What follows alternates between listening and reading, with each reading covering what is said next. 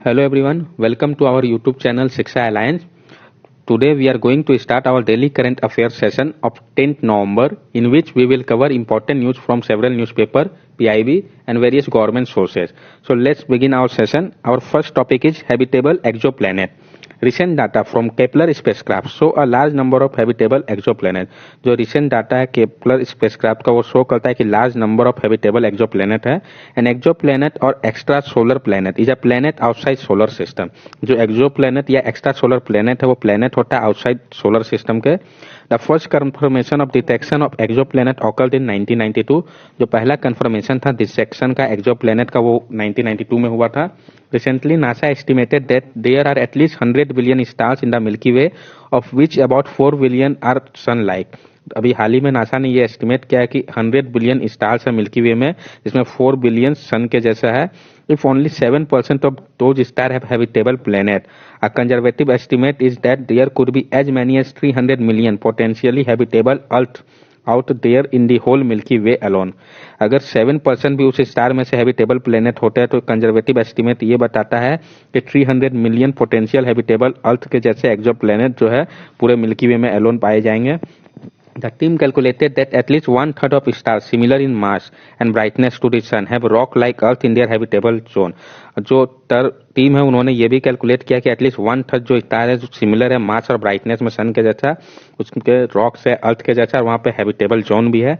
अब हम Kepler spacecraft के बारे में समझ ले. Kepler mission was launch in 2009 on a 3.5 year mission to monitor 1,50,000 stars in a patch of sky in the Milky Way. जो केपलर मिशन था उसको लॉन्च किया गया था 2009 में. 3.5 year का ये मिशन था. किस लिए? तो मॉनिटर करने के लिए 1,50,000 स्टार को in a patch of sky in the Milky Way पे. ये जो था नासा का पहला प्लेनेट हंटिंग मिशन था. इसको डिस्कवर करना था more than 2600 of around 3800 exoplanet में इसने डिस्कवर किया. It look for tiny dips in starlight caused by an exoplanet passing in front of his home star. ये जो है देखता है जो टाइनी डिप्स होता है स्टार लाइट का जो कि काउज किया गया एक्सो प्लेनेट के द्वारा जो कि पास करते हैं इन फ्रंट ऑफ होम स्टार से.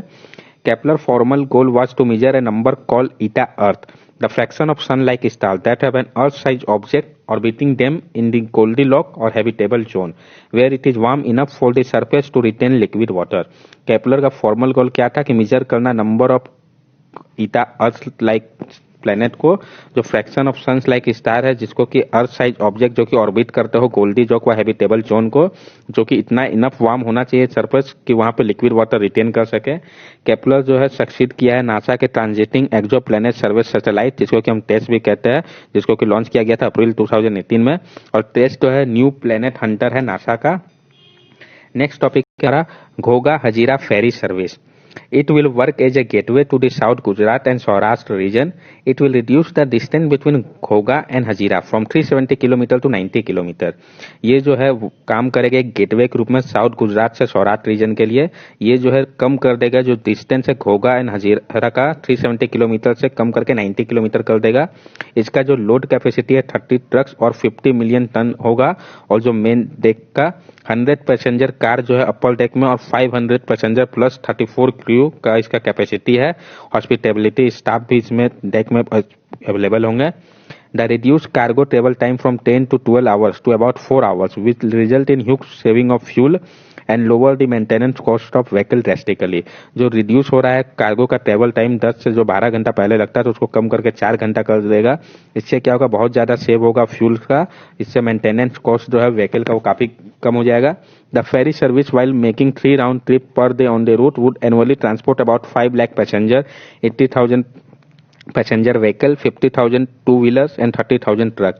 जो फेरी सर्विस है वो 3 राउंड ट्रिप ले सकता है पर दिन अपने रूट पे, जो कि एनुअली ट्रांसपोर्ट करेगा 5 लाख पैसेंजर को, 80,000 पैसेंजर व्हीकल, 50,000 टू व्हीलर्स और 30,000 ट्रक्स को. पीएम ने वर्चुअली इसको इनोग्रेट किया है Ghoga Hazira ro pax ferry service को. कहाँ पे? तो गुजरात में. इसका बेनिफिट क्या होगा? It will reduce the fatigue of truck driver and enhance their income by giving them more opportunity to do extra trip. ये जो है रिड्यूस कर देगा जो फैटिग था ट्रक ड्राइवर्स का और इनहेंस करेगा उनके इनकम पे, उनको मोर अपॉर्चुनिटी देगा कोई एक्स्ट्रा ट्रिप अब लगा पाएंगे. It will give an impetus to the tourism industry with ease of access to Saurashtra region and lead to the creation of new job opportunity. ये जो है एक बूस्ट देगा टूरिज्म इंडस्ट्री को भी, जिससे क्या होगा एक्सेस आसानी से हो पाएगा सौराष्ट्र सौराष्ट्र रीजन में, और इस कारण क्या होगा, नया जॉब का अपॉर्चुनिटी वहां पे क्रिएट होगा। With the onset of ferry service the port sector, furniture and fertiliser industry in Saurashtra and Kutch region will get a big boost. ये जो फेरी सर्विस चालू होगा, इससे क्या होगा, जो पोर्ट सेक्टर है, फर्नीचर है, फर्टिलाइजर इंडस्ट्री है सौराष्ट्र और कच्छ रीजन में, उसको एक बूस्ट मिलेगा। Eco tourism and religious tourism in Gujarat, especially in Porbandar, Somnath, Dwarka and Palitana will grow exponentially. जो इको टूरिज्म और रिलीजियस टूरिज्म होगा गुजरात में, स्पेशली पोरबंदर में, सोमनाथ में, द्वारका पे व पलितना पे, वो काफी ज्यादा ग्रो करेगा। The benefit of enhance connectivity through this ferry service which also result in increase inflow of tourist in the famous Asiatic lion wild sanctuary at Gir. और जो बेनिफिट होगा इनहेंस कनेक्टिविटी का इस फेरी सर्विस के कारण, इसके कारण इंक्रीज होगा इनफ्लो ऑफ टूरिस्ट का भी। जो famous Asiatic lion wildlife sanctuary है गर गुजरात में, वहां पे भी टूरिस्ट का भी इनफ्लो काफी बढ़ जाएगा। नेक्स्ट टॉपिक है हमारा academic freedom index. Academic freedom in general refer to a scholar freedom to express ideas without risk of official interference or professional disadvantage। जो एकेडमिक फ्रीडम है जनरली रिफर्स करता है स्कॉलर के फ्रीडम को, कि वो एक्सप्रेस कर सकते हैं अपने आइडिया को बिना कोई रिस्क के, ऑफिशियल इंटरफेरेंस का और प्रोफेशनल डिसएडवांटेज का। It has been published by global public policy institute as a part of global time series data set 1900 to 2019। इसको पब्लिश किया जाता है ग्लोबल पब्लिक पॉलिसी इंस्टीट्यूट के द्वारा, जो उसका पार्ट है global time series data set 1900 to 2019 का। It compare level of academic freedom worldwide and enhance the understanding of it curtailment. ये जो है कंपेयर करता है जो लेवल है एकेडमिक फ्रीडम का पूरे वर्ल्ड में, और इनहेंस करता है हमारे अंडरस्टैंडिंग को इसके करटेलमेंट से लेके। जो एकेडमिक फ्रीडम इंडेक्स है वो 8 कंपोनेंट को देखता है एवेलुएट करने के लिए। कौन कौन से कंपोनेंट है, तो freedom to research and teach, कि फ्रीडम होना चाहिए रिसर्च का और टीच का। Freedom of academic exchange and dissemination, freedom मिलना चाहिए एकेडमिक एक्सचेंज में, डिसेमिनेशन में। Institutional autonomy, campus integrity, freedom of academic and cultural expression, यानी एकेडमिक और कल्चरल एक्सप्रेशन में भी freedom. Constitutional protection and academic freedom, यानी कॉन्स्टिट्यूशनल भी प्रोटेक्शन मिले और एकेडमिक फ्रीडम हो। International legal commitment to academic freedom under the international covenant on economic, social and cultural rights and existence of university. ये सारे बताए गए पॉइंट्स है। अब जो ये है मेजर करता है 0 से 1 के स्केल पे। रिसेंटली जो है EFI इंडिया का स्कोर जो है काफी कम है, score of 0.352। India with A score of 0.352 is closely followed by Saudi Arabia and Libya के काफी क्लोजली है। जो इंडेक्स है वो नहीं रिपोर्ट करता है डाटा फॉर 35 कंट्रीज का, जिसमें कि US और ऑस्ट्रेलिया भी आते हैं, यानी डेवलप्ड कंट्रीज है। टॉप परफॉर्मर जो है इस इंडेक्स में यूरुग्वे है, उसके बाद पोर्टुगल टॉप कर रहा है विथ स्कोर ऑफ 0.971 इस दोनों का है। उसके बाद Latvia 0.964 and then Germany 0.960 score के साथ। नेक्स्ट टॉपिक है हमारा AIM सीरियस इनोवेटिव प्रोग्राम 3.0। जो AIM सीरियस इनोवेटिव प्रोग्राम 3.0 है उसके बारे में हम जानेंगे। AIM Sirius innovation programme 3.0 is a 14-day virtual program for India and Russia school children. जो AIM सीरियस इनोवेशन प्रोग्राम 3.0 है, ये 14 दिन तक चलने वाला वर्चुअल प्रोग्राम है इंडियन और रशियन स्कूल चिल्ड्रेन के लिए। ये पहला Indo Russian bilateral youth innovation initiative होगा, जिसको कि लॉन्च किया गया है अटल इनोवेशन मिशन के द्वारा। AIM series program seek to develop technological solution both web and mobile based for the two countries। ये जो प्रोग्राम है वो क्या करेगा, डेवलप करेगा टेक्नोलॉजिकल सॉल्यूशन दोनों वेब और मोबाइल बेस्ड दोनों कंट्रीज के लिए। Under the program student and educator and mentor will create each virtual product and mobile application addressing global challenges in the wake of कोविड-19 pandemic.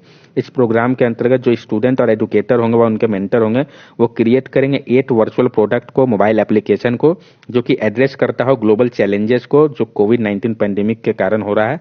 Innovation developed by the student team with leverage 21st century technology such as app development, artificial intelligence, blockchain, machine learning etc। और जो innovation develop किया जाएगा student team के द्वारा उसमें leverage होगा 21st century technology का, जैसे कि ऐप डेवलपमेंट हो गया, आर्टिफिशियल इंटेलिजेंस, ब्लॉकचेन हो गया, मशीन लर्निंग हो गया and so on. Next topic है हमारा अटल बीमित व्यक्ति कल्याण योजना। अटल बीमित Vyakti Kalyan Yojana is a welfare measure being implemented by employ state insurance corporation in 2018। जो अटल बीमित व्यक्ति कल्याण योजना है ये एक वेलफेयर मेजर है जिसको कि इम्प्लीमेंट कौन करता है, एम्प्लॉय स्टेट इंश्योरेंस कॉर्पोरेशन। कब से, 2018 से। It aims to financially support those who lost their job और रेंडर जॉबलेस और whatsoever reason due to changing employment pattern. ये जो है इसका मकसद क्या है, फाइनेंशियली सपोर्ट करना उनको जिन्होंने अपना जॉब खो दिया है, वह जॉबलेस हो चुके हैं किसी भी रीजन से, जो चेंजिंग एम्प्लॉयमेंट पैटर्न है। अब एलिजिबिलिटी क्राइटेरिया क्या है इसके रिलीफ के लिए, जिसको कि रिलैक्स किया गया अगस्त में।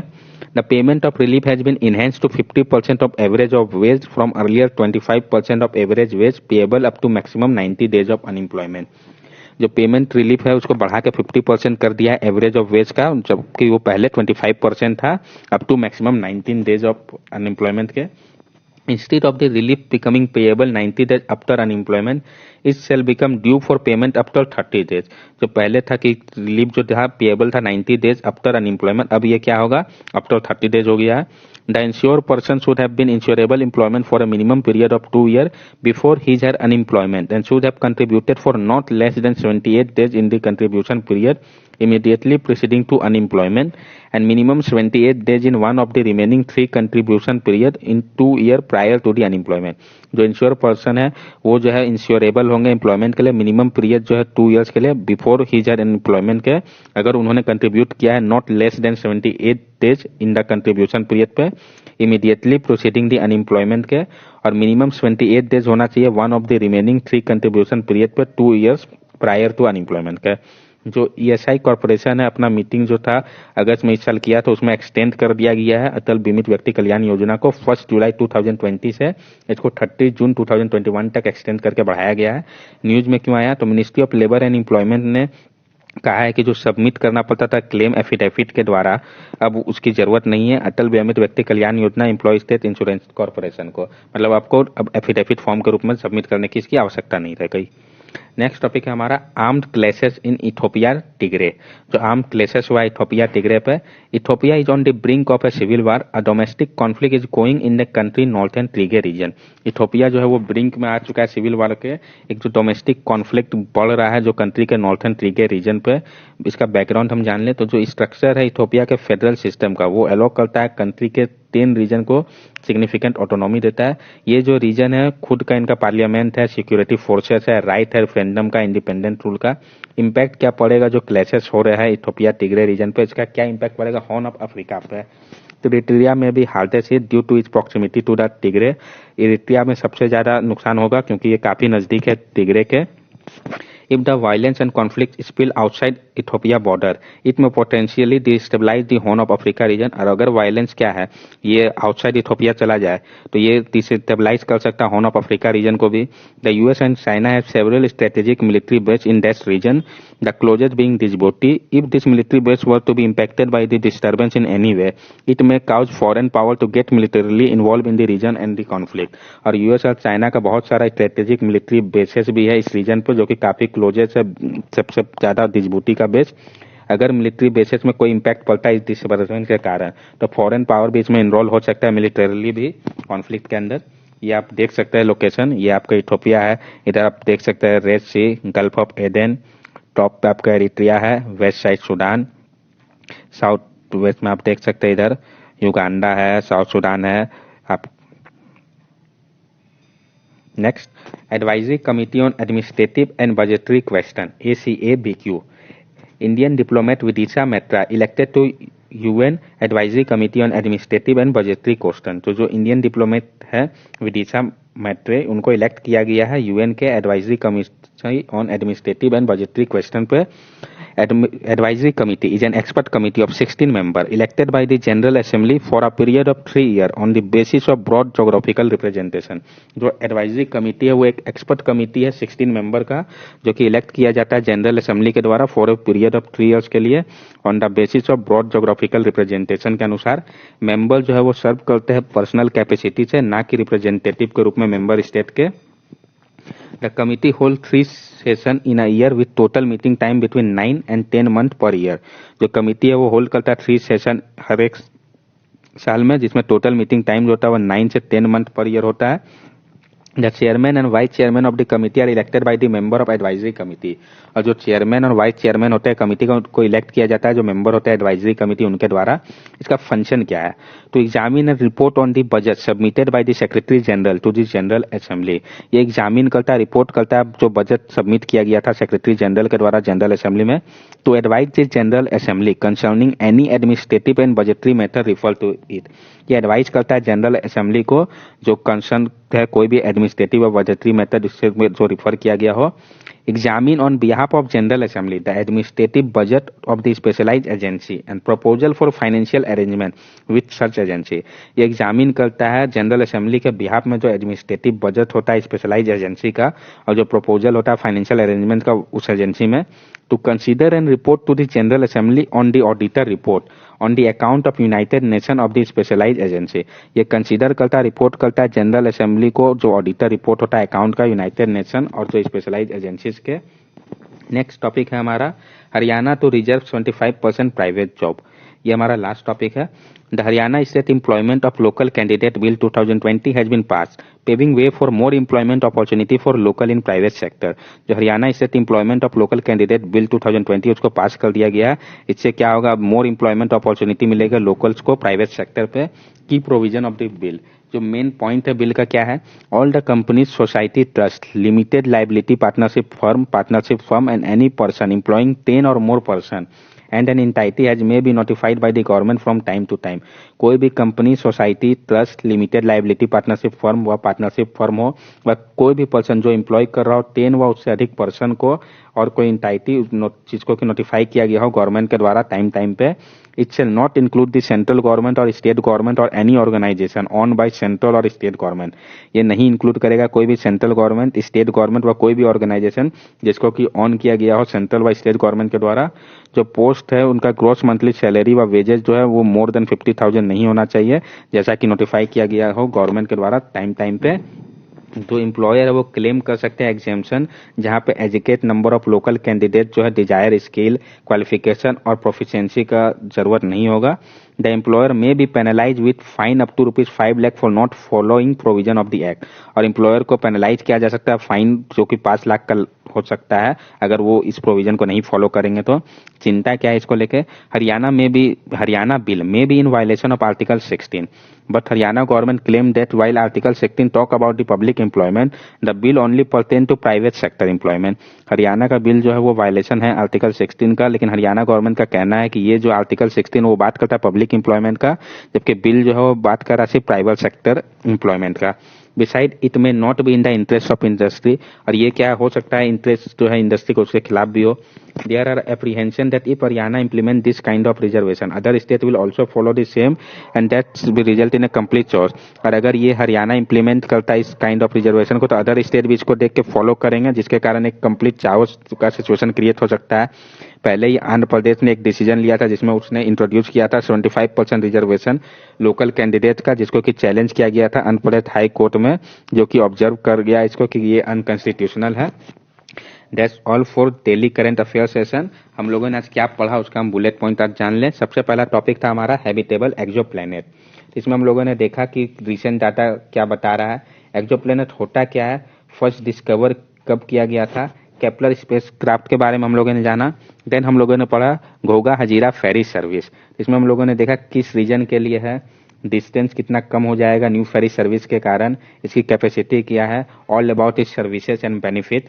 देन हम लोगों ने किया एकेडमिक फ्रीडम इंडेक्स। इसमें हम लोगों ने जाना ये है क्या, कौन पब्लिश करता है, व्हाट इज टेल अस और व्हाट आर इस कंपोनेंट।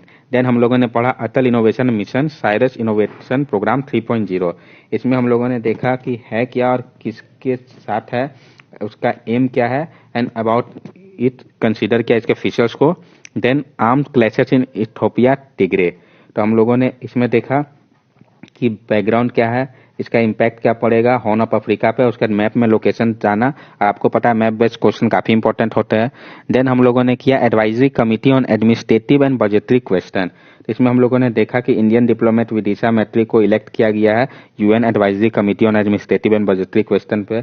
कितने मेंबर है इसका क्या फंक्शन है। और हमारा लास्ट टॉपिक था हरियाणा तो रिजर्व 25% प्राइवेट जॉब। तो इसमें हम लोगों ने देखा कि न्यूज में क्यों आया, की प्रोविजन क्या है बिल के, concern related to it. That's all for daily current affairs session. If you like our video, then subscribe our channel, like the video and share the video with your friend. These are our social media link. From here also, you can stay connected with us and give us your valuable feedback. Thank you and have a nice day.